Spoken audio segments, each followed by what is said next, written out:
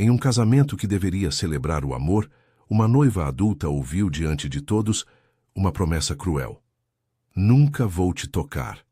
O que começou como um acordo frio entre famílias se transformou em uma convivência silenciosa, onde desprezo e orgulho dividiam o mesmo teto. Mas enquanto ele se escondia atrás de traumas e controle, ela descobria uma força que ninguém esperava, nem mesmo ela. E quando o jogo vira, quem sempre teve o poder pode ser o primeiro a perdê-lo. Antes de mergulhar nessa história intensa de orgulho, feridas emocionais e reviravoltas inesperadas, já deixa seu like e se inscreve para não perder os próximos capítulos dessa saga que vai te prender do início ao fim. A limusine parou diante do número 847 da Avenida Europa, com uma suavidade quase ofensiva, como se o mundo inteiro devesse se aquietar diante daquele endereço. Dentro do veículo, Isabela Monteiro ajeitou pela última vez a saia do vestido azul marinho que sua mãe escolhera para a ocasião. Era uma peça cara, emprestada, e isso dizia tudo sobre o estado em que a família Monteiro se encontrava. 31 anos, formada em administração pela FGV, 3 anos trabalhando numa consultoria que pagava bem o suficiente para ela sustentar o próprio apartamento no Itaim. Tinha planos. Tinha uma vida que estava começando a fazer sentido. E então, seu pai ligou numa terça-feira à tarde com aquela voz que ela só reconhecia quando algo havia quebrado além do concerto. A Monteiro Agro, empresa fundada pelo avô, construída pelo pai, herdada com orgulho e gerida com uma combinação perigosa de tradição e teimosia, estava à beira do colapso. Dívidas contraídas em anos de expansão imprudente, uma semente destruída por geadas fora de época e um empréstimo bancário que venceria em 60 dias sem qualquer perspectiva de refinanciamento. Seu pai tinha 62 anos e olhos que já não sustentavam o peso da esperança. O que ele propôs não foi uma pergunta, foi uma confissão disfarçada de pedido. Henrique Vargas Neto, herdeiro e presidente do Grupo Vargas, um dos maiores conglomerados de infraestrutura e agronegócio do país, estava disposto a injetar capital suficiente para salvar a Monteiro Agro, renegociar as dívidas, absorver parte da operação e garantir que o nome da família não desaparecesse das páginas da empresa que seu avô construíra. A condição era uma só, e seu pai a disse de costas para ela, olhando pela janela do escritório, como se não conseguisse encarar o que estava prestes a pedir. Henrique queria uma noiva, não por amor. Por conveniência estratégica, a fusão das famílias selaria também a fusão dos negócios, criaria uma narrativa de solidez para investidores e daria ao Grupo Vargas algo que os números sozinhos não compravam: uma imagem de continuidade familiar. E Isabela era a filha mais velha, solteira, com histórico limpo e presença adequada para os círculos que Henrique frequentava. Ela ficou 3 dias sem responder. Depois assinou. O jantar de noivado aconteceu num salão privativo do Fasano, com 20 pessoas em volta de uma mesa comprida, coberta de cristal e orquídeas brancas. Isabela conheceu Henrique Vargas Neto pessoalmente naquela noite. Tinham trocado apenas mensagens formais por intermédio dos advogados até então. Ele era mais alto do que ela imaginava, com um rosto que poderia ser considerado bonito se não fosse pela expressão permanente de quem está calculando algo. Cabelos escuros bem cortados, terno sob medida, um relógio no pulso que custava mais do que o carro que ela havia vendido para ajudar com as dívidas do pai. Ele a cumprimentou com um aperto de mão. Não um beijo no rosto, não um abraço, não qualquer gesto que sugerisse familiaridade ou afeto. Um aperto de mão firme, breve, como se estivesse fechando um acordo com um fornecedor. O jantar transcorreu em conversas que tinham tudo exceto substância real. As mães trocaram amenidades sobre floricultura e viagens à Europa. Os pais discutiram números com a discrição codificada de quem sabe que não deve mencionar o elefante na sala. Henrique falou pouco. Respondeu com precisão quando interpelado e nunca iniciou uma conversa com Isabela. Ela tentou 2 vezes, uma sobre o cardápio, outra sobre uma exposição que havia visto no MASP, e recebeu respostas monossilábicas que fechavam qualquer abertura antes mesmo que ela pudesse se firmar. Foi no momento dos brindes que tudo mudou.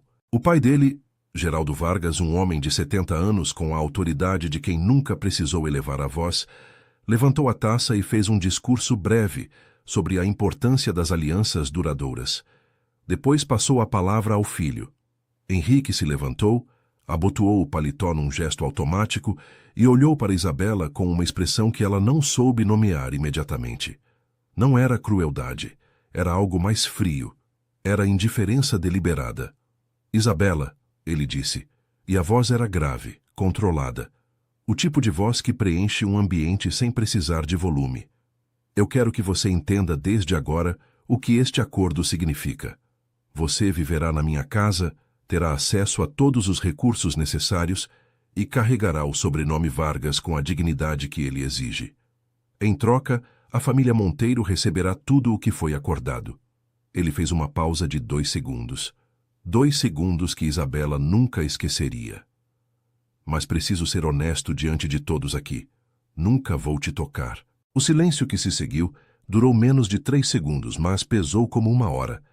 A mãe de Isabela deixou cair levemente o garfo. O pai dela não se moveu. Geraldo Vargas esboçou algo que poderia ter sido um sorriso de aprovação pela franqueza do filho. Henrique voltou a se sentar com a mesma compostura de quem havia acabado de anunciar uma decisão de negócios. Isabela não chorou. Não levantou a voz. Pegou a taça de champanhe que estava à sua frente e bebeu um longo gole, devagar, olhando para o centro da mesa. Sentiu o olhar de todos sobre ela, alguns com pena mal disfarçada, outros com aquela curiosidade cruel de quem quer ver como alguém reage a uma humilhação pública. Ela não deu a satisfação de nenhuma reação visível. Mas por dentro, algo se quebrou com um estrondo que só ela ouviu. O casamento aconteceu 6 semanas depois, numa cerimônia no Palácio Tangará, com 300 convidados e um vestido que pesava 4,5 quilos. Durante a troca de alianças, Henrique a olhou brevemente, com aquela mesma expressão calculada, e ela pensou: este homem nunca me viu de verdade. Não porque não tenha olhado, mas porque decidiu não enxergar. No discurso que fez diante dos convidados, porque era esperado que fizesse, ele repetiu, com palavras ligeiramente diferentes, a mesma sentença. Disse que o casamento era uma parceria baseada em respeito mútuo e compromissos claros, e que ele acreditava que a transparência era a base de qualquer relação duradoura. Alguns convidados acenaram com aprovação. Alguns olharam para Isabela com aquela pena que ela já havia aprendido a detectar e ignorar. Ela sorriu durante toda a recepção. Dançou quando era esperado que dançasse. Agradeceu os presentes com graça. E quando o último convidado foi embora e ela subiu as escadas da mansão em Higienópolis, que passaria a chamar de lar, entrou no quarto que havia sido preparado para ela, separado do dele por um corredor inteiro. Tirou o vestido de noiva com cuidado e se sentou na beira da cama, no silêncio mais completo que já havia experimentado. Não havia nada a fazer naquela noite, além de começar a entender o tamanho do que havia escolhido, e de decidir em silêncio que aquele lugar não a definiria, que aquele homem não a definiria, que as palavras ditas diante de 300 pessoas podiam humilhá-la, mas não podiam destruí-la a não ser que ela deixasse. Isabela Monteiro, agora Isabela Vargas no papel, deitou no colchão de 1.200 fios e fechou os olhos. Amanhã seria diferente. Não melhor, necessariamente, mas diferente. E por enquanto, diferente era o suficiente para continuar. A mansão de Higienópolis tinha 7 quartos, 4 salas, uma biblioteca que ocupava metade do 2º andar e um jardim interno que Isabela descobriu na 3ª semana de casamento, quase por acidente, ao se perder num corredor que ela ainda não havia explorado completamente. Era uma casa projetada para impressionar e conseguia sem esforço. Mas casas projetadas para impressionar raramente são projetadas para acolher, e essa não era exceção. Nos primeiros dias, Isabela tentou estabelecer alguma rotina que desse sentido à sua presença naquele espaço. Acordava cedo, tomava café na cozinha ampla, enquanto a cozinheira, Dona Graça, preparava o desjejum em silêncio respeitoso. Henrique já havia saído antes das 7 da manhã na maioria dos dias. Ela o ouvia pela primeira vez durante o jantar, se ele jantasse em casa, o que não era garantido. Havia semanas em que ele aparecia apenas 3 ou 4 vezes à noite, sempre com o paletó dobrado no braço, o celular na mão, e aquela expressão fechada que ela já havia aprendido a reconhecer como seu estado natural. Os jantares eram a parte mais difícil, não pela hostilidade. Henrique nunca era hostil, pelo menos não de forma aberta. Era pela ausência total de interesse. Ele sentava na cabeceira, ela do seu lado direito, conforme a disposição da mesa determinava, e o silêncio se instalava com uma naturalidade que parecia ensaiada. Isabela tentou nas primeiras semanas. Perguntou sobre o trabalho dele, sobre os projetos do Grupo Vargas, sobre uma reportagem que havia lido no Valor Econômico, mencionando a expansão da empresa no Nordeste. Ele respondia, sempre educado, nunca grosseiro, mas com respostas que encerravam a conversa em vez de abri-la. Frases completas, corretas e completamente desprovidas de qualquer abertura emocional. Ela parou de tentar na 5ª semana. O que ninguém havia mencionado antes do casamento, e que ela foi descobrindo aos poucos, como quem encontra os cômodos escondidos de uma casa antiga, era que Henrique tinha uma vida social intensa fora daquela mansão. Jantares de negócios, eventos de gala, inaugurações, conselhos de administração, viagens a Brasília e a São Paulo para reuniões que duravam dias. E quando havia eventos que exigiam presença conjugal, e havia com uma frequência que Isabela não antecipara, ela era informada pela assessora dele, uma mulher eficiente chamada Patrícia, com 48 horas de antecedência, sobre o código de vestimenta, o horário e o que se esperava dela em termos de comportamento social. Era uma existência coreografada. Ela era um adereço bonito e bem vestido, e todos os dois sabiam disso. O que salvou Isabela naquele período, ela só compreenderia isso muito mais tarde, foi a biblioteca. Numa tarde de quinta-feira, com chuva batendo nas janelas altas e nenhum compromisso no horizonte, ela entrou na biblioteca de Henrique por impulso e ficou imóvel por quase 1 minuto diante das prateleiras. Eram milhares de livros organizados com uma lógica que ela levaria semanas para decifrar, não alfabética, não por tema, mas por algum critério particular que revelava mais sobre a mente daquele homem do que qualquer conversa que eles haviam tido. Filosofia, ao lado de engenharia. Romances russos intercalados com manuais de liderança. Poesia concreta brasileira encostada em tratados de economia comportamental. Ela pegou um romance de Jorge Amado, que havia lido na adolescência, e se instalou na poltrona de couro junto à janela. Ficou 3 horas sem se mover. Henrique chegou enquanto ela ainda estava lendo. Ela só percebeu sua presença quando ouviu os passos pararem na soleira da porta. Ergueu os olhos do livro e encontrou o olhar dele, breve, avaliador como sempre, mas desta vez com algo diferente. Não chegava a ser surpresa. Era mais parecido com um reconhecimento involuntário, como se ele não esperasse encontrá-la ali e a imagem fosse levemente incompatível com a categoria em que a havia arquivado. "Pode usar a biblioteca à vontade", ele disse, e a voz tinha aquela textura grave e controlada que ela já conhecia. "Os livros não são decoração." "Eu sei", ela respondeu, e voltou ao livro sem mais cerimônia. Ele ficou parado por mais 2 segundos, que ela não viu, mas sentiu. Depois seus passos se afastaram pelo corredor. Naquela noite, sozinha no seu quarto, Isabela ficou olhando para o teto por um longo tempo. Não estava triste exatamente. Estava fazendo um inventário honesto da situação. Tinha um sobrenome poderoso que ela não havia escolhido. Tinha uma casa que não era um lar. Tinha um marido que existia na mesma casa que ela, como 2 planetas em órbitas que nunca se cruzavam. Tinha dinheiro suficiente para qualquer coisa que quisesse comprar, exceto as únicas coisas que realmente importavam. Mas também tinha tempo, mais tempo do que havia tido em anos, e um silêncio que, se ela aprendesse a habitá-lo em vez de temê-lo, poderia se transformar em algo útil. Foi nessa semana que ela encontrou o piano. Estava num salão no fundo da ala leste da mansão, uma área que ela evitava, porque ficava longe do seu quarto e parecia pertencer mais ao passado da casa do que ao presente. O piano era um Steinway de cauda, preto, impecável, com a tampa fechada sobre as teclas.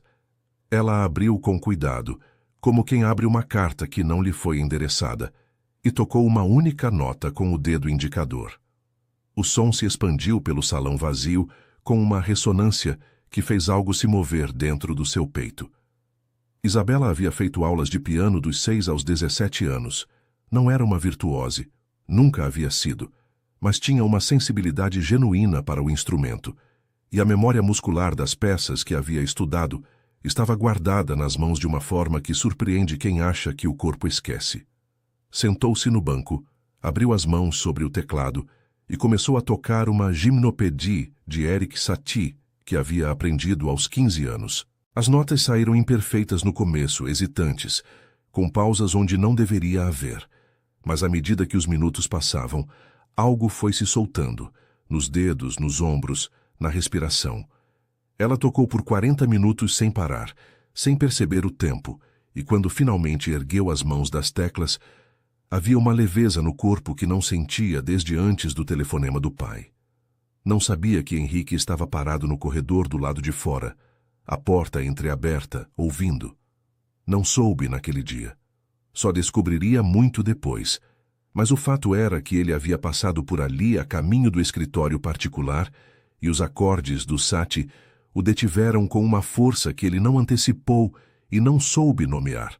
Ficou parado por um tempo que ele mesmo não poderia dizer com precisão, e depois continuou o caminho com a mesma compostura de sempre, exceto por uma leve contração nos dedos, como quem resiste a um impulso que ainda não reconhece como tal.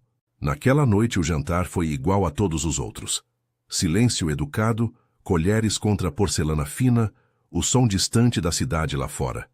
Mas Isabela, ao levantar os olhos por um momento, teve a impressão de que Henrique estava olhando para ela por uma fração de segundo mais do que o habitual, antes de desviar o olhar para o copo de água com aquela precisão calculada que ela já reconhecia como um escudo. Ela não disse nada. Voltou ao prato, mas guardou aquele momento sem saber exatamente por quê. O convite chegou numa segunda-feira, impresso em papel grosso cor de creme com o brasão do Instituto Moreira Salles em relevo. Jantar de gala em comemoração ao centenário da fundação de uma das maiores coleções de arte do país. Patrícia, a assessora de Henrique, enviou junto uma nota manuscrita, o único meio pelo qual ela comunicava coisas que considerava delicadas, informando que se esperava a presença do casal e que o código de vestimenta era black tie rigoroso. Isabela olhou para o convite por um longo tempo. Depois pegou o telefone e ligou para sua amiga Camila, que trabalhava como estilista pessoal para clientes do alto escalão paulistano e que havia sido, nos anos anteriores ao casamento, uma das poucas pessoas com quem Isabela podia ser completamente honesta. "Preciso de um vestido que diga que eu existo", Isabela disse sem preâmbulos. Camila fez uma pausa breve. "Finalmente", respondeu. O vestido que Camila escolheu era verde esmeralda, com decote nas costas e um corte que valorizava sem exibir. Isabela o experimentou na tarde anterior ao evento e ficou parada diante do espelho por mais tempo do que era necessário. Não por vaidade, mas porque a mulher que olhava de volta para ela era ao mesmo tempo familiar e levemente estranha. Era ela, mas com uma presença que os últimos 2 meses de invisibilidade quase haviam apagado. No dia do evento, ela desceu as escadas às 8 da noite e encontrou Henrique no hall principal de smoking, com o cabelo ligeiramente diferente do habitual, menos rígido, mais próximo de algo que poderia ser chamado de natural. Ele a olhou quando ela desceu, e desta vez o olhar durou mais do que os outros, o suficiente para que ela percebesse e o suficiente para que ele percebesse que ela havia percebido. Nenhum dos dois disse nada. Foram ao evento no carro blindado, em silêncio, como sempre. O Instituto Moreira Salles recebeu cerca de 200 pessoas naquela noite, num salão decorado com instalações que dialogavam com o acervo fotográfico da instituição. Isabela conhecia o espaço. Havia visitado exposições ali antes do casamento, quando ainda era apenas Isabela Monteiro, e a familiaridade do lugar foi um alívio pequeno e inesperado. O que mudou naquela noite foi algo que ela não havia planejado. Como esposa de Henrique Vargas Neto, ela havia se acostumado a existir como extensão dele nos eventos sociais. Ficava ao seu lado, sorria quando adequado, respondia perguntas sobre si mesma com a brevidade segura de quem aprendeu a não revelar demais. Mas naquela noite, numa sequência de pequenos acasos, ela se separou dele logo na chegada. Um conselheiro do grupo o interceptou para uma conversa urgente e ficou sozinha perto de uma das instalações fotográficas. Foi então que o curador da exposição, um homem chamado Rafael de meia-idade e óculos redondos, a abordou para perguntar o que ela achava de uma das fotografias em exibição. Uma imagem em preto e branco de uma mulher lavando roupa num rio no interior da Bahia, tirada nos anos 40. Isabela não estava preparada para a pergunta e, por isso mesmo, respondeu sem o filtro habitual. Disse o que realmente pensava sobre a composição, sobre o peso da imagem, sobre o que aquela mulher carregava nos ombros além das roupas molhadas.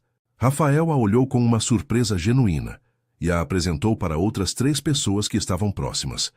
E de repente, sem que ela houvesse planejado, Isabela estava numa conversa real, não coreografada, não performática, sobre arte, sobre memória visual, sobre o que as imagens preservam que as palavras não conseguem. Era a primeira conversa desse tipo que ela havia tido em 2 meses. Sentiu o calor dela, a textura viva de trocar ideias com pessoas que ouviam de verdade.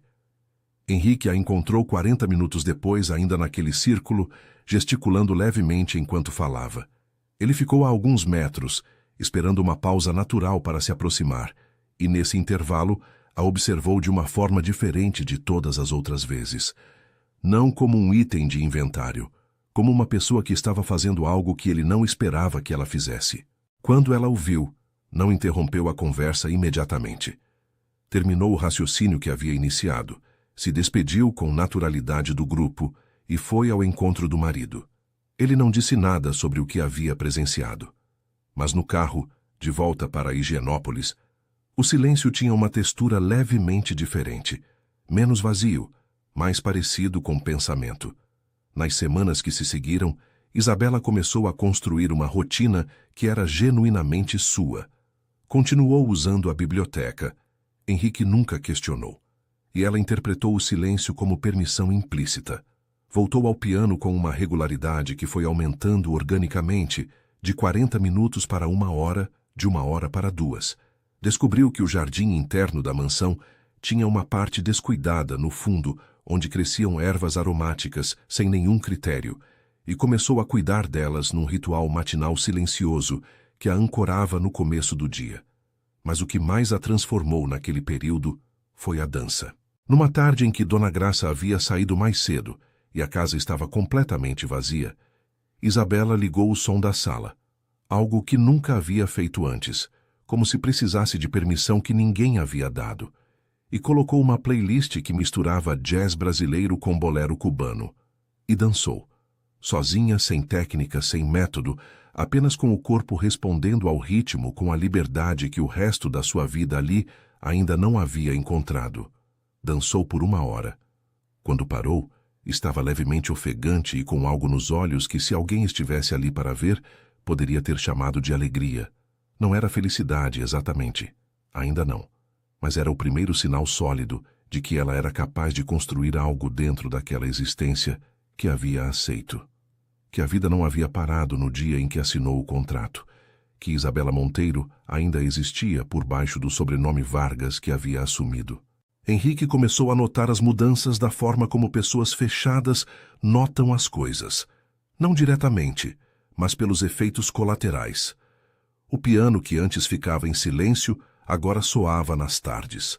A biblioteca tinha marcadores em livros que ele não havia tocado há anos. O jardim dos fundos que ele havia ignorado desde que a mansão era dele estava diferente, mais ordenado, com pequenos vasos novos junto às ervas que alguém havia claramente replantado com cuidado. E nos jantares, quando ele chegava e ela já estava à mesa, havia nela uma qualidade de presença diferente. Não a tensão discreta dos primeiros meses, uma tranquilidade que não dependia da aprovação dele para existir.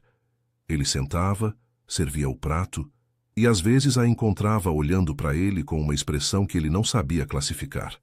Não era hostilidade, não era súplica, era apenas observação, como se ela o estivesse estudando com a mesma atenção que dedicava aos livros da biblioteca.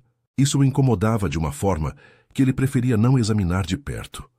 Numa noite, ao final do jantar, enquanto Isabela se levantava para ir embora, ele disse, quase sem intenção aparente, como se as palavras tivessem saído antes de uma decisão consciente: "Você tocou o Debussy hoje de manhã, o Clair de Lune."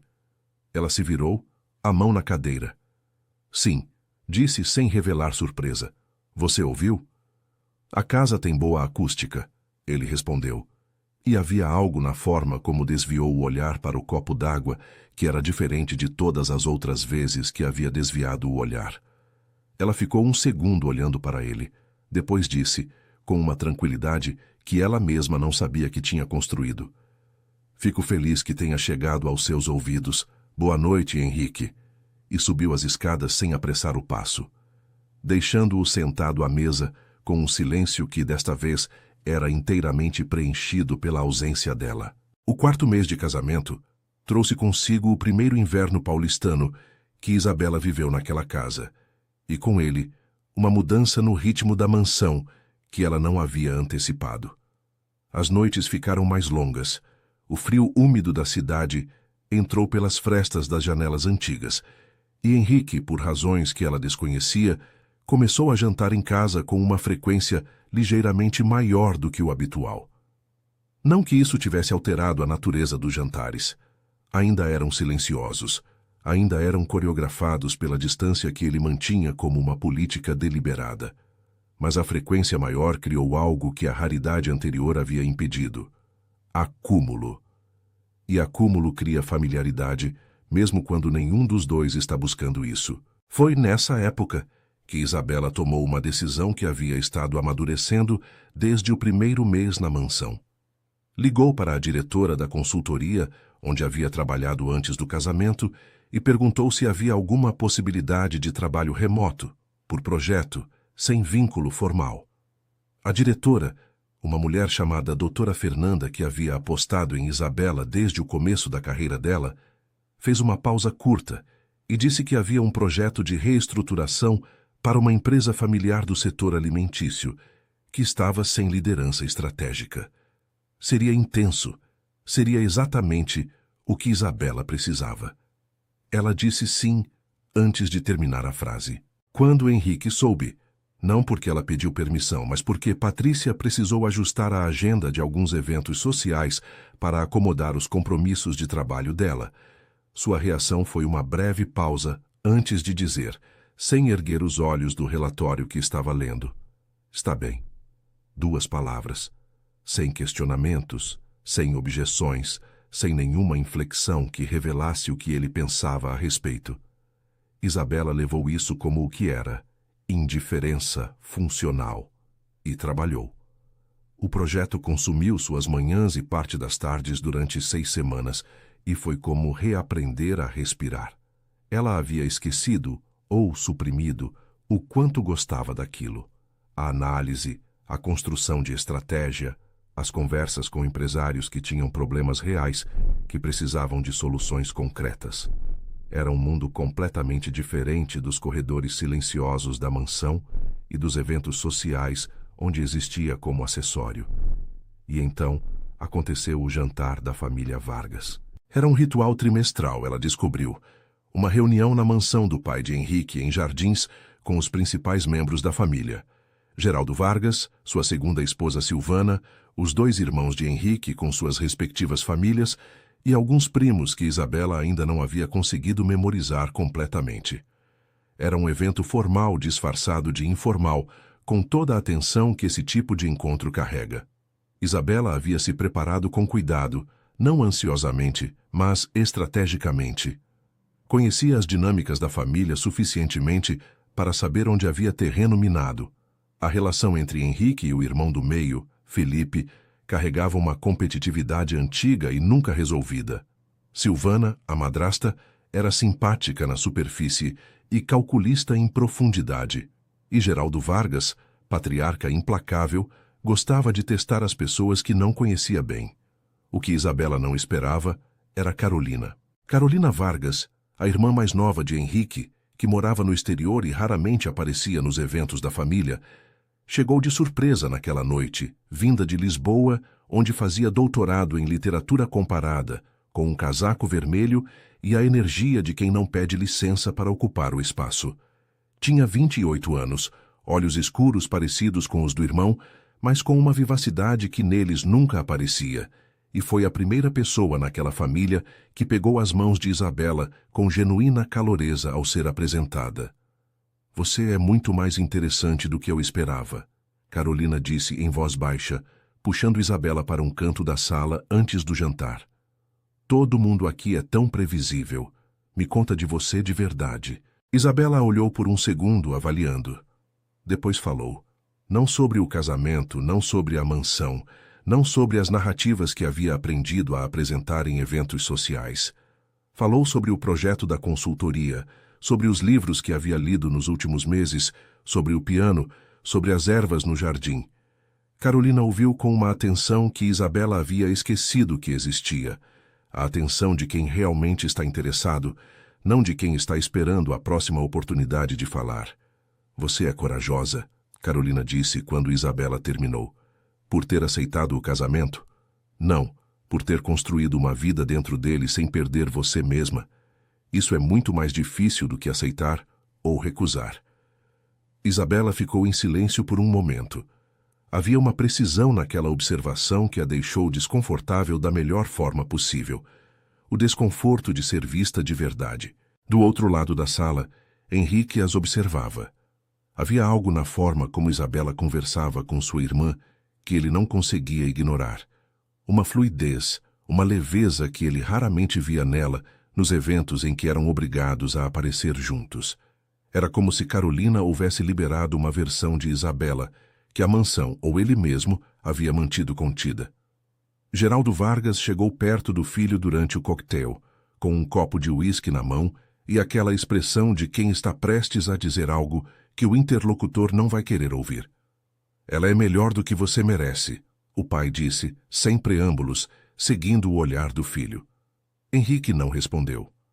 "Seu avô tinha um ditado", Geraldo continuou, girando o copo devagar. "Dizia que o único desperdício irreparável é o que você faz com o tempo que tinha e não usou. Pense nisso." Depois se afastou para receber outro convidado, deixando Henrique sozinho, com uma frase que ele não pediu e que se instalou num lugar que ele havia tentado manter fechado há muito tempo. O jantar em si transcorreu com a tensão controlada que caracterizava os encontros daquela família. Felipe fez 2 insinuações veladas sobre as decisões estratégicas de Henrique no grupo. Henrique respondeu com números precisos que encerraram o assunto. Silvana dominou a conversa da sua ponta da mesa, com anedotas sobre viagens que ninguém havia pedido. E Isabela, sentada entre Carolina e um primo afável que trabalhava com arquitetura, teve uma das noites mais próximas de normalidade que havia vivido desde o casamento. Na volta para casa, no carro, Henrique disse, sem anúncio, sem contexto, "Carolina gostou de você." "Eu gostei dela", Isabela respondeu, olhando pela janela para as luzes da cidade. "Ela não gosta de muita gente." "Eu sei", ela me disse. Pausa. "O que vocês conversaram?" A pergunta saiu diferente do tom habitual dele. Não era a pergunta de quem está fazendo manutenção de protocolo. Era a pergunta de alguém que genuinamente queria saber. Isabela virou levemente a cabeça para olhá-lo no escuro do banco traseiro. Ele estava olhando para frente, o perfil iluminado pelos postes da Paulista que passavam pela janela. "Sobre livros", ela disse. "Sobre o que as pessoas constroem quando o mundo ao redor não colabora." Ele não respondeu, mas ela viu no reflexo do vidro um músculo na mandíbula dele se contrair levemente, o único sinal visível de que algo havia chegado onde ele não esperava. E Isabela voltou a olhar para a cidade, com uma calma que era cada vez mais sua, e pensou, alguma coisa está mudando. Não sabia ainda o que era, Mas o silêncio naquele carro tinha uma temperatura diferente de todos os outros silêncios que haviam compartilhado. E diferença, ela havia aprendido, era sempre o começo de algo. A fissura, quando apareceu, não foi dramática. Foi um domingo de manhã, com sol de inverno entrando pelas janelas da biblioteca e café esfriando numa xícara esquecida.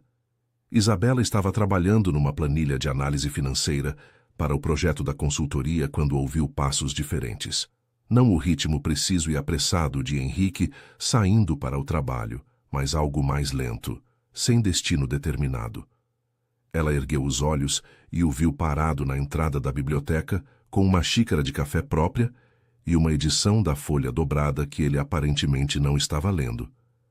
Era a primeira vez em quase 5 meses que ele aparecia na biblioteca enquanto ela estava lá. "Posso?" ele perguntou, e a palavra soou ligeiramente estranha vinda dele, como se não fosse um vocabulário que ele usasse com frequência. Isabela olhou para ele por um segundo. "É sua biblioteca", respondeu, e voltou à planilha. Ele se instalou na poltrona perto da janela oposta. A distância foi mantida, mas havia algo diferente no simples fato de que ele havia escolhido aquele cômodo naquele momento. Ficaram em silêncio por um tempo que Isabela não mediu. Ela trabalhou. Ele folheou o jornal sem a intensidade de quem está realmente lendo. "Reestruturação de empresa familiar?" ele disse de repente. Ela ergueu os olhos. Ele estava olhando para a tela do notebook dela com uma expressão avaliadora. "Setor alimentício", ela confirmou. 3 gerações de gestão, segunda geração, criou uma estrutura de governança que a terceira está herdando sem nenhuma capacidade de sustentá-la. Qual é o principal problema? Ela o estudou por um momento. Havia uma qualidade diferente na pergunta. Não educação protocolar, não enchimento de silêncio. Era a pergunta de alguém que entende o assunto e tem curiosidade genuína. Eles têm um modelo de tomada de decisão que exige consenso entre 5 herdeiros com interesses divergentes, ela disse. Nenhuma decisão estratégica sai do papel porque sempre há um voto de bloqueio. A empresa está paralisada num modelo que funcionou para a avó e não funciona para ninguém mais. Henrique considerou isso por um momento. Você já propôs criar um conselho executivo independente com poder de decisão operacional vinculante? Estou construindo exatamente isso. Uma pausa. Você conhece esse tipo de estrutura? Passei por algo parecido no Grupo Vargas quando assumi. Meu pai resistiu 2 anos antes de aceitar que o modelo antigo era insustentável. Era a primeira informação pessoal substantiva que ele havia compartilhado com ela espontaneamente em 5 meses de convivência. Isabela não fez isso parecer uma revelação. Manteve o mesmo tom de conversa técnica, mas registrou. Como você convenceu ele? Ela perguntou, com números que ele não tinha como refutar. Geraldo Vargas respeita resultados acima de qualquer outra coisa. Argumentos emocionais não funcionam com ele. Uma pausa breve. Nem comigo. Havia uma informação naquela última frase que era mais do que técnica. Isabela não a pressionou. Deixou o silêncio assentar naturalmente e voltou à planilha. Henrique voltou ao jornal.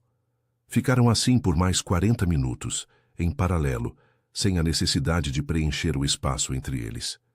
E quando ele finalmente se levantou para sair, tinha uma ligação internacional marcada para as 11, ele disse parado na soleira. A estrutura que você está propondo funciona melhor se você incluir uma cláusula de revisão anual com métricas vinculadas à performance de cada divisão. Dá sustentação jurídica e tira o caráter pessoal das avaliações. Isabela anotou. Obrigada. Ele saiu. Ela ficou olhando para a anotação por um momento e depois para a porta vazia e pensou que havia algo profundamente estranho e profundamente revelador no fato de que a primeira conversa real que haviam tido era sobre governança corporativa. Mas era uma conversa, e conversas, ela havia aprendido naqueles meses, eram sempre um começo. Nos dias seguintes, a biblioteca passou a ser um território diferente. Henrique apareceu mais 2 vezes nos finais de semana, sempre com café, sempre com aquela qualidade de presença que ela foi aprendendo a reconhecer como o equivalente dele de estar relaxado. Não havia afeto explícito, Não havia nenhuma mudança dramática na temperatura entre eles, mas havia contato, o tipo que acontece quando duas pessoas deixam de se ignorar ativamente. Num sábado à tarde, ela estava tocando piano quando ele passou pelo corredor do salão onde o instrumento ficava. Desta vez, ele parou na soleira e ela o viu antes que ele desviasse o olhar. Continuou tocando. Estava no meio de uma sonata de Scarlatti, e ele ficou parado sem entrar com a mão no batente da porta. Quando ela terminou a peça, houve um silêncio. Você tocava antes do casamento? Ele perguntou. Desde os 6 anos. Parei na faculdade por falta de tempo. Ela pôs as mãos no colo. Por que você tem um piano se não toca?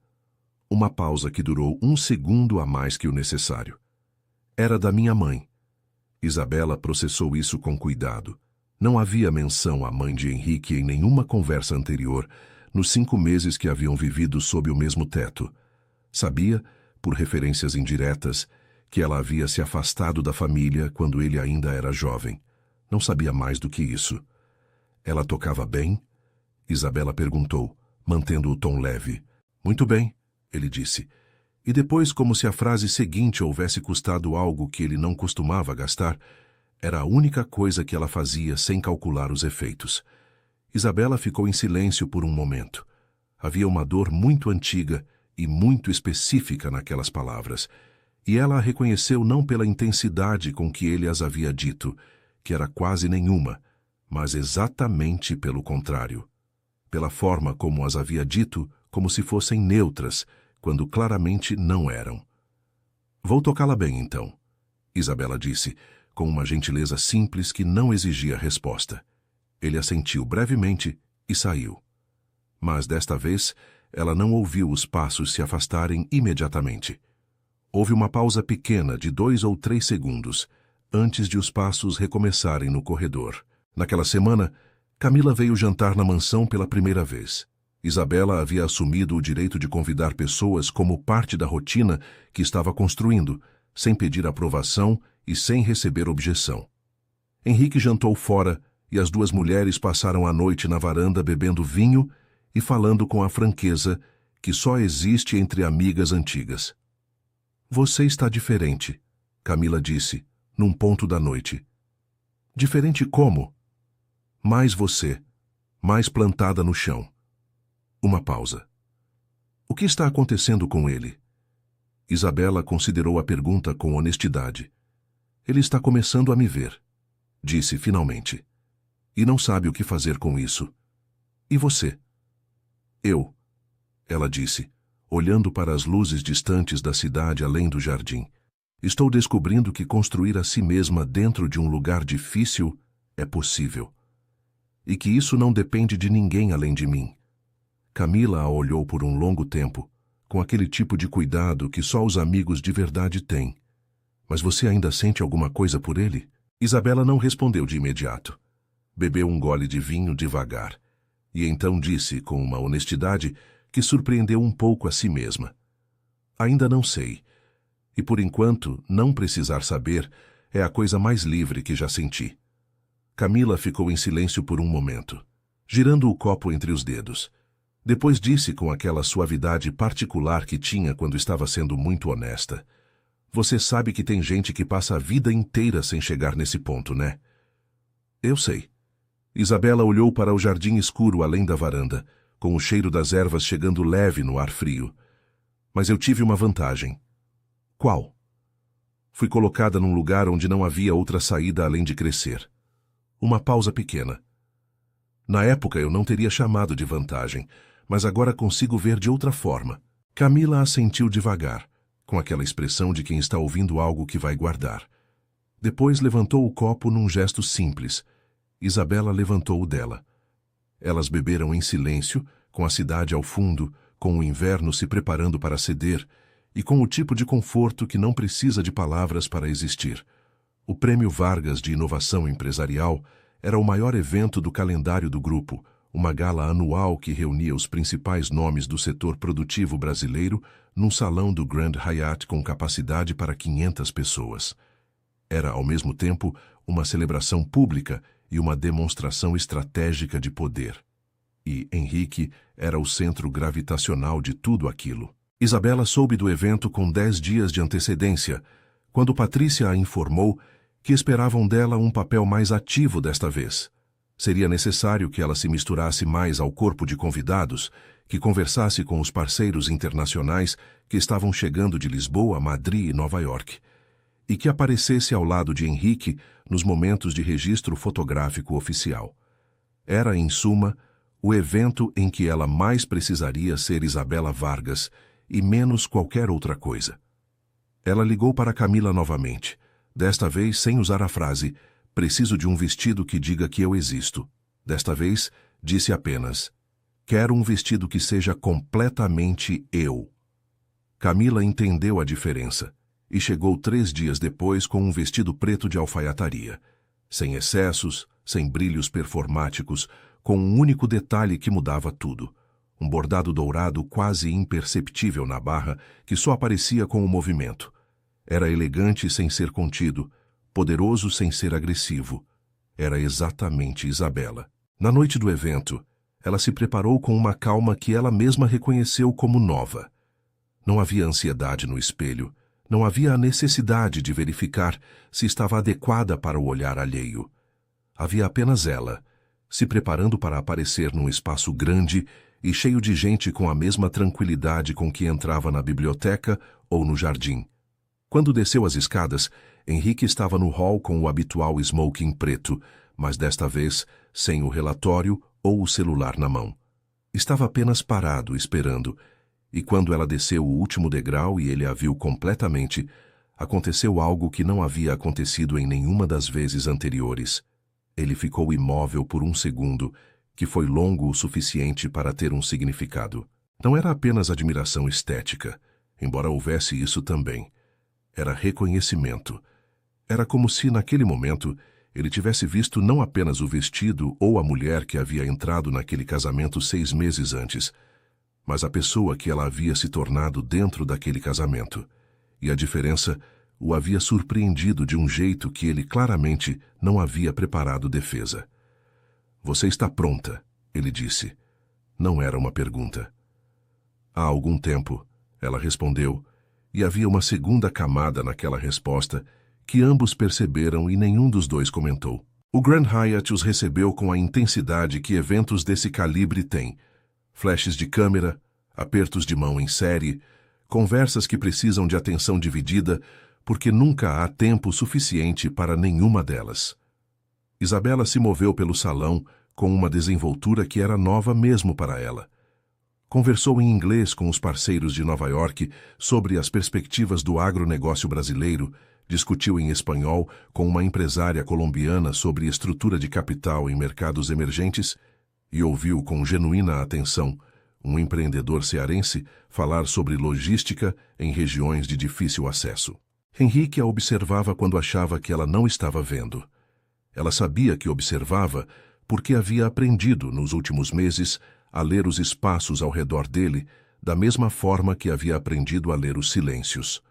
E o que ela lia não era mais a indiferença calculada dos primeiros meses. Era algo mais complicado que isso. Era um homem que havia colocado uma distância entre si mesmo e o mundo e que estava descobrindo, contra a própria vontade, que a distância estava falhando. O momento de ruptura aconteceu às 22h40. Isabela estava no centro de um grupo de 6 pessoas quando Henrique se aproximou pela lateral, não para buscá-la, mas para se juntar à conversa, algo que nunca havia feito antes, em nenhum evento em que estiveram juntos. Ela o sentiu chegar sem precisar virar, pela forma como a conversa ao redor mudou de tom levemente. As pessoas recalibrando sua presença para incluir o peso dele. Ele ficou ao lado dela, não do lado de fora do grupo, ao lado dela. E quando uma das pessoas do grupo dirigiu a pergunta seguinte a ambos, como se fossem um par que tivesse opiniões complementares sobre algo, Henrique não respondeu imediatamente. Virou levemente a cabeça para Isabela, num gesto pequeno que para qualquer observador parecia protocolar, mas que ela sentiu como o que era: um espaço aberto. Uma pergunta não dita, uma vez que ele estava dando a ela antes de ocupar o território. Ela respondeu: ele completou. E havia naquela troca, naqueles 60 segundos de conversa pública, uma fluidez que não havia sido ensaiada e que nenhum dos dois havia esperado encontrar. Depois, quando o grupo se dissolveu naturalmente, eles ficaram lado a lado por um momento, antes que o próximo interlocutor chegasse. E nesse breve intervalo, em voz baixa, ele disse: "Você impressionou Morales. O empresário colombiano? Ele é um dos maiores fundos de private equity da América Latina. Não se impressiona facilmente." Isabela o olhou. "Por que você está me contando isso?" Uma pausa que teve exatamente o peso de uma confissão. "Porque você merece saber." Era uma frase pequena. Para qualquer pessoa que não houvesse passado os últimos 6 meses naquela mansão, em silêncios construídos com a precisão de paredes, seria apenas uma cortesia. Mas Isabela sabia o que custava para aquele homem específico dizer algo assim. Sabia porque havia aprendido a ler a topografia do que ele não dizia, e essa frase era, na linguagem dele, uma abertura muito maior do que as palavras faziam parecer. Ela não o deixou perceber que havia entendido. Apenas disse, "Obrigada", e voltou para o salão quando o próximo grupo se aproximou. Mas por dentro, algo havia mudado de posição. A noite terminou perto da meia-noite. No carro de volta, o silêncio tinha a mesma temperatura da noite anterior ao jantar da família Vargas. Não vazio, mas cheio, carregado de coisas não ditas que haviam adquirido peso suficiente para serem sentidas mesmo sem nome. A meio caminho de Higienópolis, Henrique disse sem tirar os olhos da janela: "Minha mãe teria gostado de você." Isabela ficou completamente quieta por um segundo. Era a segunda vez que ele mencionava a mãe, e desta vez havia algo diferente. Não a aridez controlada da primeira vez, mas uma vulnerabilidade pequeníssima, quase imperceptível, que ela sentiu como se fosse um som em frequência muito baixa que o corpo detecta antes que a consciência processe. "Por quê?" ela perguntou com cuidado. Ele não respondeu imediatamente. Quando falou, foi com aquela voz que usava quando estava sendo preciso sobre algo que o custava. "Porque você não tem medo do silêncio." E ela dizia que as pessoas que não têm medo do silêncio são as únicas em quem se pode confiar de verdade. Isabela ficou com essa frase por um longo tempo, depois que chegaram à mansão, e cada um foi para o seu quarto. Ficou deitada no escuro pensando naquele homem do outro lado do corredor, que havia construído paredes de gelo tão eficientes que ele mesmo havia esquecido que havia fogo do outro lado. E pensou, com uma clareza que era ao mesmo tempo libertadora e difícil, que ela não estava aqui para derreter as paredes dele. Estava aqui para ser ela mesma. E se isso eventualmente tocasse algo nele, seria escolha dele, não obra dela. Mas naquela noite, pela primeira vez desde o casamento, ela adormeceu pensando nele. Não com amargura, não com ressentimento, não com a dor sorda dos primeiros meses. Com uma curiosidade que tinha a forma de uma pergunta ainda sem resposta. Quem era Henrique Vargas Neto, por baixo de tudo aquilo que ele havia construído para não ser alcançado? A resposta chegou numa noite que não havia sido planejada para isso. Era uma quinta-feira do início de agosto, com frio seco e aquela neblina baixa que São Paulo às vezes produz no inverno e que transforma as luzes da cidade em manchas douradas suspensas no escuro. Isabela havia ficado acordada até tarde, trabalhando na apresentação final do projeto da consultoria, a versão que entregaria na semana seguinte e que representava 6 meses de análise condensados em 42 slides que precisavam ser perfeitos. Perto de 1 da madrugada, ela foi à cozinha buscar água e encontrou Henrique sentado à mesa com uma garrafa de uísque pela metade e um único copo. Ele estava de camisa social com as mangas dobradas até o cotovelo, o que era, para aquele homem, o equivalente a estar completamente informal. Havia papéis espalhados à sua frente, mas ele não estava olhando para eles. Estava olhando para a janela, para a neblina lá fora, com uma expressão que Isabela nunca havia visto nele antes. Não era o rosto de Henrique Vargas Neto, presidente do Grupo Vargas, homem calculado e intocável. Era o rosto de um homem que estava exausto de carregar algo pesado demais por tempo demais. Ela preencheu o copo d'água na torneira sem fazer barulho desnecessário. Ele não se virou, mas disse sem olhar para ela: "Você ainda está acordada. Apresentação final da semana que vem." Ela ficou parada junto à bancada, segurando o copo. "Você está bem?" Uma pausa. "Negociação que não fechou hoje, 3 meses de trabalho." "O que aconteceu?" Ele virou a cabeça como se a pergunta o surpreendesse. Não o conteúdo, mas o fato de que ela havia perguntado com o tom de quem genuinamente quer saber. Ficou olhando para ela por um momento. "Senta", ele disse. Isabela sentou do lado oposto da mesa, sem aproximar a cadeira, deixando o espaço entre eles neutro. Ele lhe contou sobre a negociação. Uma fusão que havia trabalhado durante meses com uma empresa de energia renovável do sul do país, que havia desabado em 12 horas, porque um dos sócios minoritários havia mudado de posição no último momento, motivado por razões que tinham mais a ver com o ego ferido do que com qualquer análise racional de negócios. Ela ouviu. Fez uma pergunta, depois outra. Não eram perguntas de conforto, eram perguntas técnicas de alguém que entendia o universo que ele estava descrevendo. E à medida que a conversa avançou, algo no rosto dele foi mudando gradualmente. A exaustão não desapareceu, mas abriu espaço para algo mais parecido com presença, com o alívio de ser ouvido por alguém que entende. Ficaram na cozinha por mais de 1 hora. Em algum ponto, Isabela pegou uma caixa de biscoitos de polvilho que Dona Graça deixava sempre na despensa e colocou sobre a mesa sem cerimônia. Henrique pegou um sem comentar, e esse gesto pequeníssimo, a informalidade doméstica daquele momento às 2 da manhã, tinha uma textura completamente diferente de qualquer coisa que haviam compartilhado até então. "Por que você aceitou?" ele perguntou de repente. Isabela não precisou pedir esclarecimento. Sabia a que ele se referia.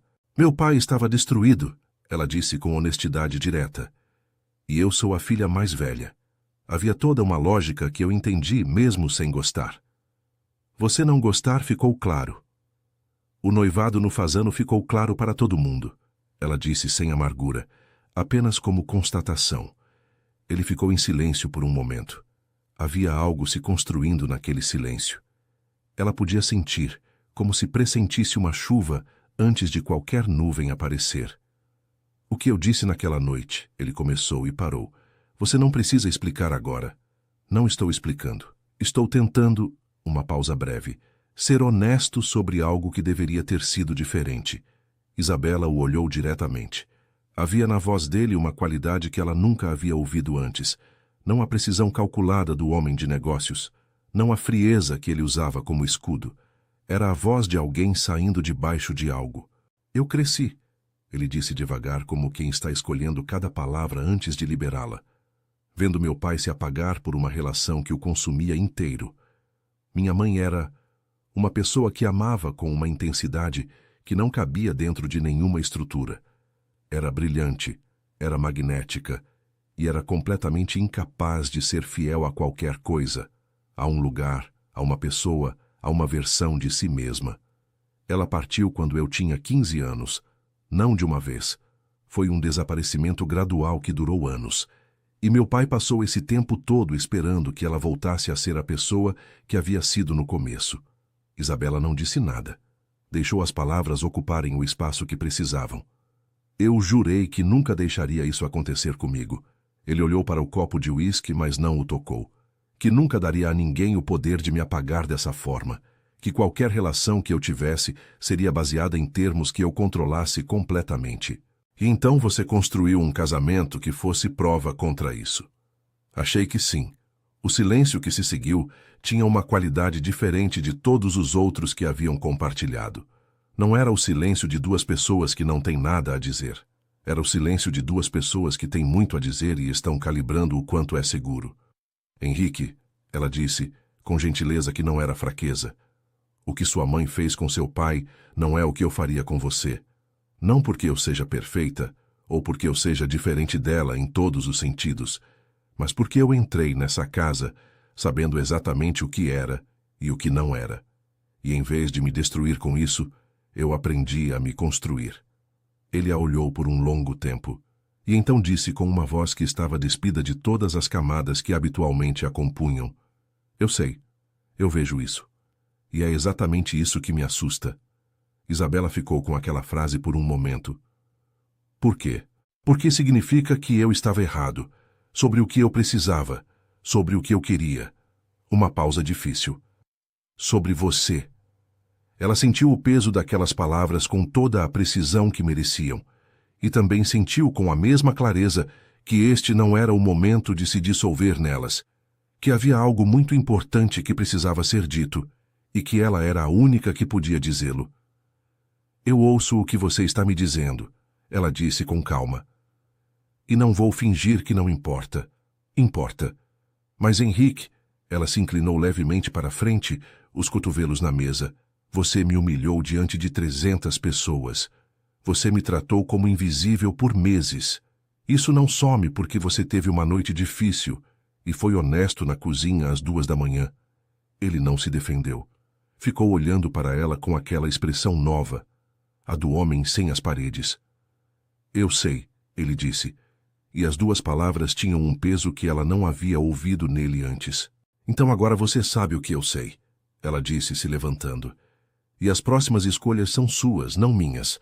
Ela pegou o copo d'água, disse boa noite com a tranquilidade de quem está completamente plantado no próprio centro e voltou para o corredor. Subiu as escadas devagar, e só quando chegou ao seu quarto e fechou a porta é que deixou as mãos tremerem levemente. Não de medo, não de tristeza, mas do esforço imenso de ter sido honesta sem se perder. Os 10 dias que se seguiram à noite da cozinha foram os mais estranhos dos 7 meses de casamento.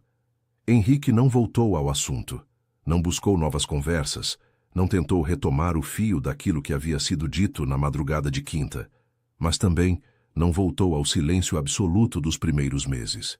Era como se ele estivesse habitando um espaço intermediário, presente de uma forma nova, sem saber ainda o que fazer com essa presença. Isabela o observava sem pressa. Havia aprendido naqueles meses a não apressar as coisas que precisavam de tempo. Continuou sua rotina, a consultoria, o piano, o jardim, os livros. Continuou sendo ela mesma com a consistência que havia construído pacientemente, sem depender da variação do humor ou do ritmo dele para se manter de pé. O projeto da consultoria foi entregue na terça-feira seguinte, com um resultado que a doutora Fernanda descreveu como o melhor trabalho que você já fez. Os sócios da empresa familiar aprovaram a nova estrutura de governança por unanimidade, a primeira decisão unânime em 4 anos. Isabela comemorou sozinha, com uma taça de vinho no jardim e o som do vento nas ervas aromáticas que havia plantado, e sentiu aquela satisfação específica e insubstituível de algo que se fez com as próprias mãos. Quando Henrique chegou naquela noite, e Patrícia já havia transmitido a notícia do sucesso do projeto, porque Patrícia sabia de tudo, era parte do trabalho dela, ele foi ao jardim, onde Isabela ainda estava, e disse, sem preâmbulos, "Parabéns pelo projeto." "Obrigada", ela respondeu, e havia na resposta uma completude que não precisava de mais nada. Ele ficou parado perto da entrada do jardim por um momento, olhando para as ervas que ela havia plantado com uma expressão que ela ainda estava aprendendo a ler, aquela mistura específica de reconhecimento e desorientação, que era a versão dele de estar emocionalmente fora do terreno controlado. "Você fez isso tudo", ele disse, indicando o jardim com um gesto pequeno. "Mês a mês." Ela olhou para as plantas. "Ajuda a ter algo que responde ao cuidado." Ele ficou em silêncio por um tempo que ela não mediu. E então disse, "Eu quero tentar." Ela ergueu os olhos para ele. Sei que não tenho o direito de simplesmente dizer isso e esperar que funcione." Ele continuou. E havia uma qualidade naquela fala que ela reconheceu como o custo real que ele estava pagando para falar assim. "Sei que o que aconteceu no noivado, no casamento, nos primeiros meses, não é apagado. Não é consertado com uma conversa na cozinha ou com 10 dias de comportamento diferente." "Não é", ela confirmou com gentileza direta. "Mas..." Ele fez uma pausa que tinha o peso de uma virada. "Eu não quero mais me proteger de você. E isso é uma mudança que eu precisei de 7 meses para conseguir dizer em voz alta. Isabela ficou com aquelas palavras por um momento. Havia uma parte dela que havia esperado por isso, não com desespero, não com dependência, mas com a consciência quieta de que aquele homem tinha algo real dentro dele que o medo havia encerrado. E havia outra parte dela, igualmente real, que sabia que sentimentos verdadeiros e direito ao recomeço são coisas distintas que não necessariamente caminham juntas. Henrique, ela disse, levantando-se da pedra onde estava sentada e ficando de frente para ele. Eu preciso que você entenda algo com clareza. Ele a olhava com atenção total, aquela atenção que ela havia esperado meses para ver dirigida a ela. Eu cresci aqui. Ela fez um gesto em direção à casa, ao jardim, a tudo aquilo. Não no sentido de que essa mansão me criou, no sentido de que eu me criei dentro dela. Eu peguei uma situação que começou como humilhação e fiz dela um processo de me tornar mais inteira. E estou orgulhosa disso. Você deveria estar. E porque estou, ela continuou sem deixar a frase dele desviar o rumo. Eu não posso construir qualquer coisa nova sobre a fundação do que foi feito. Não por mágoa, não por vingança. Por respeito ao que me custou chegar até aqui. Ele ficou em silêncio. Não era o silêncio defensivo de antes, era o silêncio de quem está ouvindo de verdade. O que você está dizendo é que não quer tentar.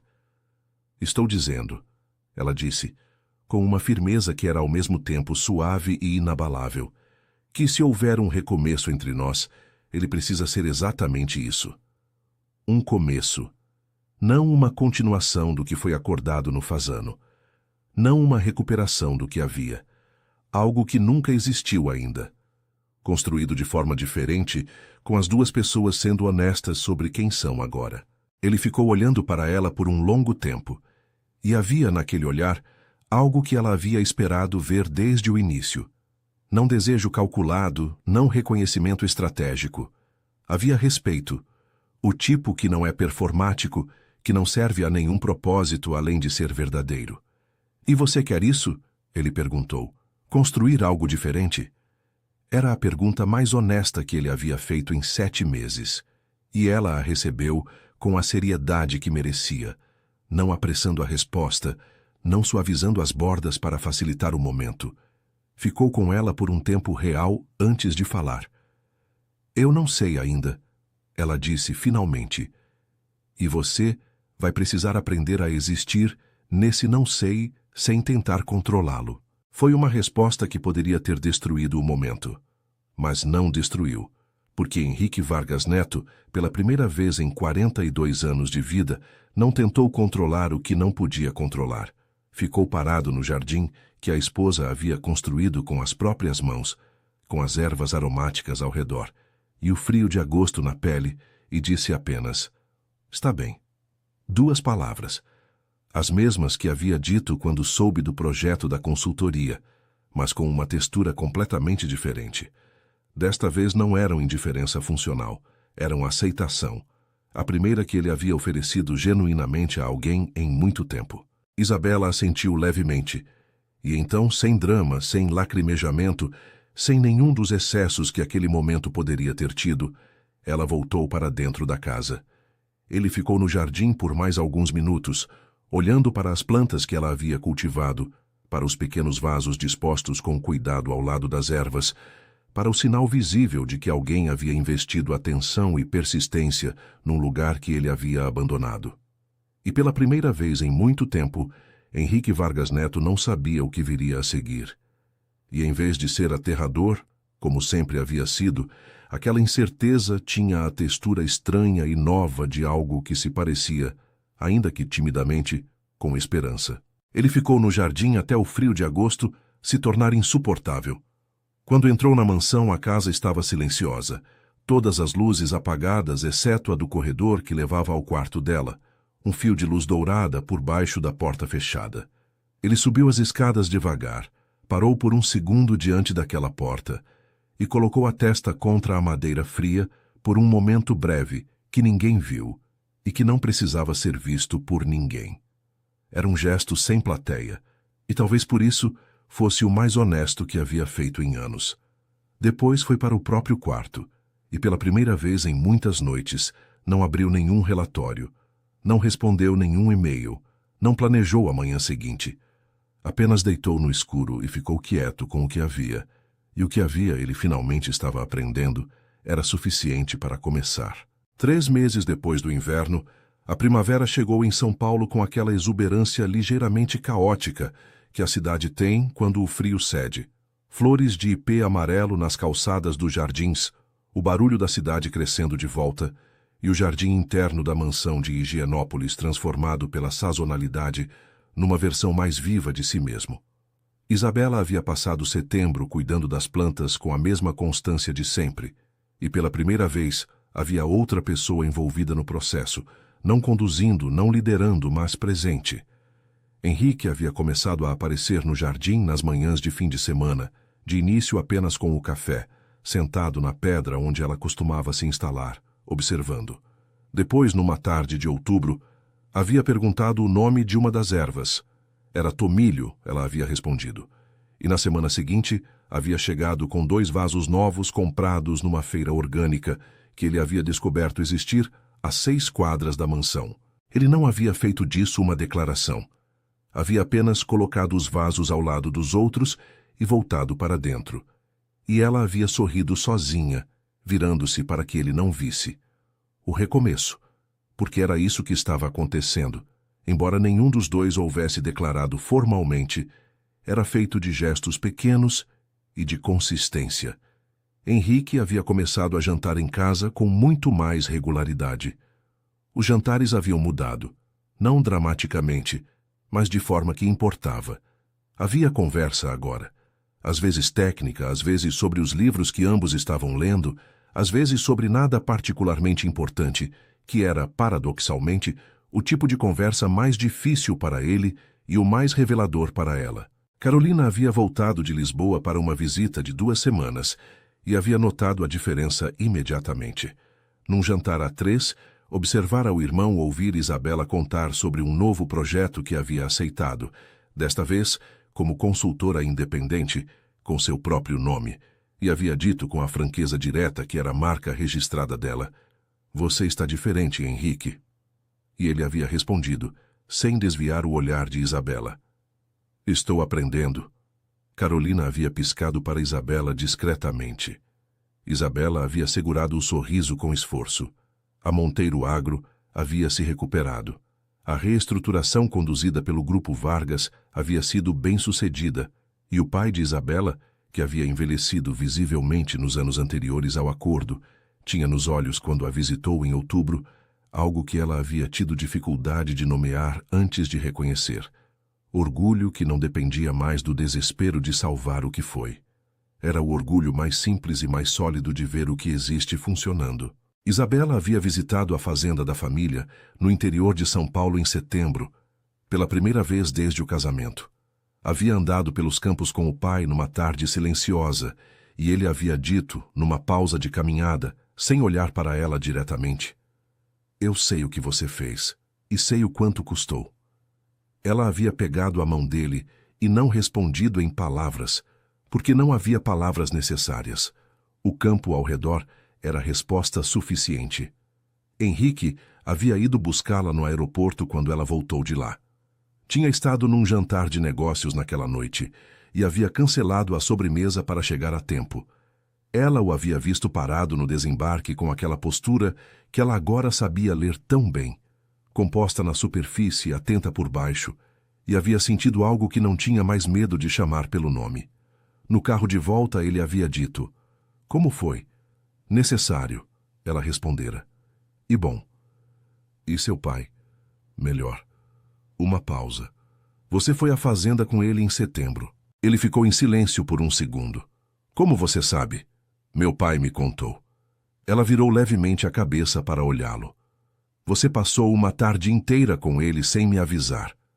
Não queria que você achasse que estava sendo calculado a respeito." E não era. Uma pausa que era metade sorriso contido. Era um pouco. Ela riu. Era um som novo naquele carro, genuíno, sem performance, sem a camada protetora que ela havia mantido por meses, E Henrique a ouviu com aquela atenção que ela ainda estava aprendendo a receber, como algo que se volta para ela com a naturalidade de quem já não precisa resistir. Não era um final de conto de fadas. Isabela seria a primeira a dizer isso. Havia trabalho ainda. Havia conversas que precisavam de coragem. Havia hábitos dele que precisavam ser desaprendidos e hábitos dela que precisavam de espaço para existir. Havia um passado que não seria reescrito, apenas integrado. A sentença do Fasano, aquele nunca vou te tocar, que havia pesado como pedra nos primeiros meses, não havia desaparecido. Estava guardada numa gaveta que ambos sabiam onde estava. Mas não era mais o que definia o que havia entre eles.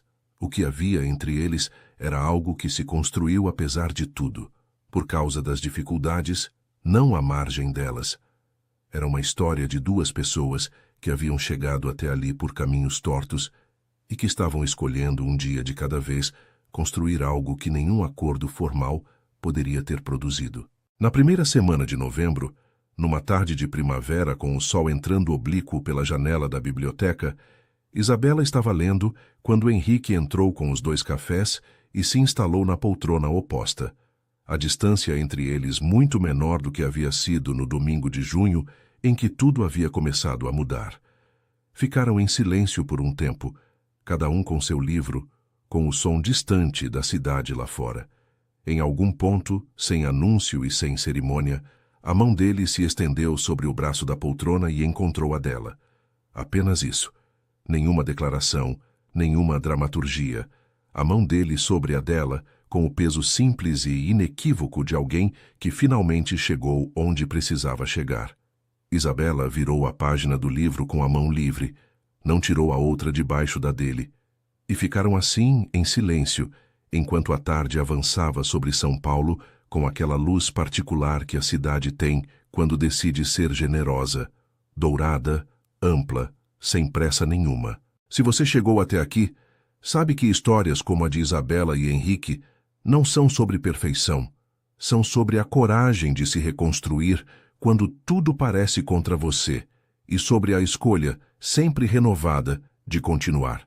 Se essa narrativa tocou algo em você, deixa o seu like e compartilha com quem também precisa ouvir que recomeços são possíveis, mesmo dentro dos lugares mais improváveis. Inscreva-se no canal para não perder os próximos capítulos de vidas que se transformam uma escolha de cada vez. E nos conta nos comentários, você torceu por eles desde o começo ou teve dúvidas pelo caminho?